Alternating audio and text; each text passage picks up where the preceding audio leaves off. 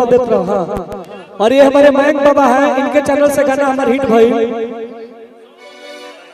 अरे की नेता न कोनो विधायक हो, हम जनुआ हमारे खलनायक हो। इनके चैनल से हम वही गाना गले बनी 18 मर्डर केस कैसे बने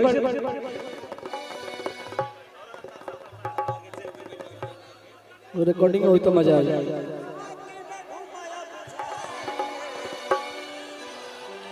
तो हम के राम जी होले लो भोर अध का पार के अजल में गोली मार। मेरी आवाज कानों में जा जाता है, मिक्सर बंद हो जाएगा। और हमारे अरविंद बाबा का आज जन्मदिन बा, हमारा तरफ से बहुत बहुत बधाई बा। नमस्कार प्रणाम, हम टुनटुन यादव और आज हमारे अरविंद तिवारी बाबा का जन्मदिन बा, हमारा तरफ से बहुत बहुत बधाई बा।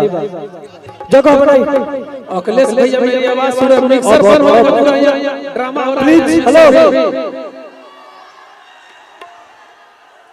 और आज हमने के भोजपुरी इंडस्ट्री में इतना पब्लिक के प्यार मिला था, इनमें सबसे ज्यादा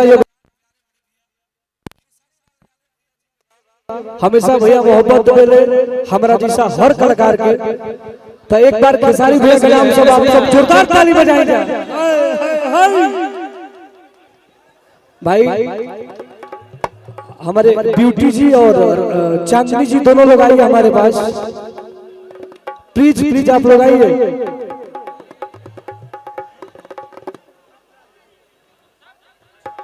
भिखारी भैया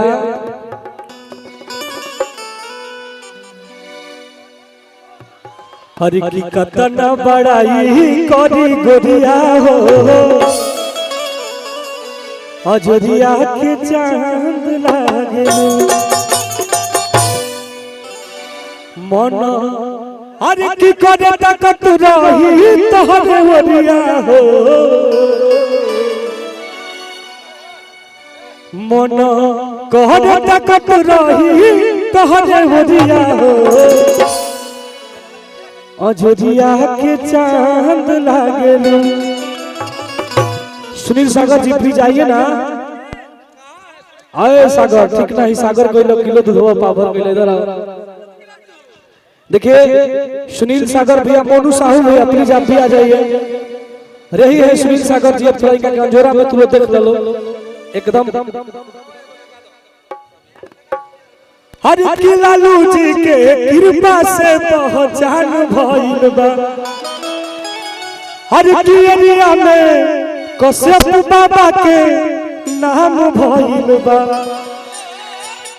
टुन टुन वेला लटेनिया के सहन भइल बा। मोहब्बत हो होली के भी गाना हमारे तमाम गाना आइल बड़े, आप सब से भरपूर प्यार से बात दीजिए।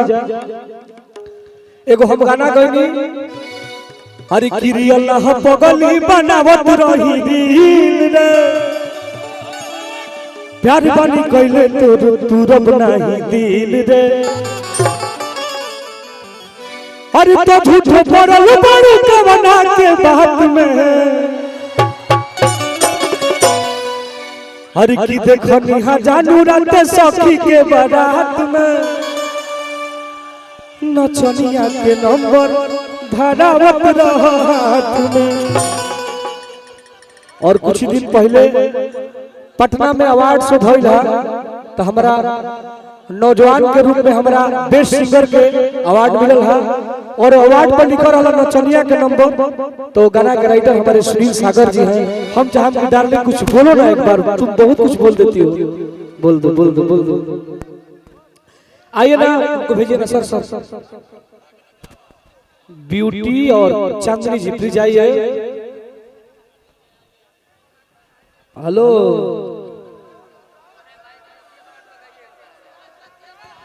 हरि की छेद छेद हो जाई तोरा बाती में रे, हमारी सिक्सर के 6 गोली छाती में रे, छाती में रे। आ पावर होला खाली बिहार यूपी के माटी में रे, माटी में रे।